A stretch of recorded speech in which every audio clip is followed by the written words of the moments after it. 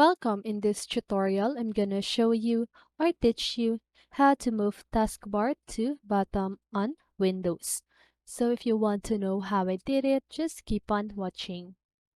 So first of all, as you can see, my taskbar is at the upper part of my screen.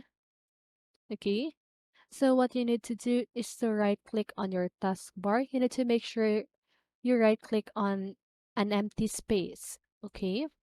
So once you've clicked on your taskbar, just go ahead and click on taskbar settings. And then now you should see the taskbar location on screen.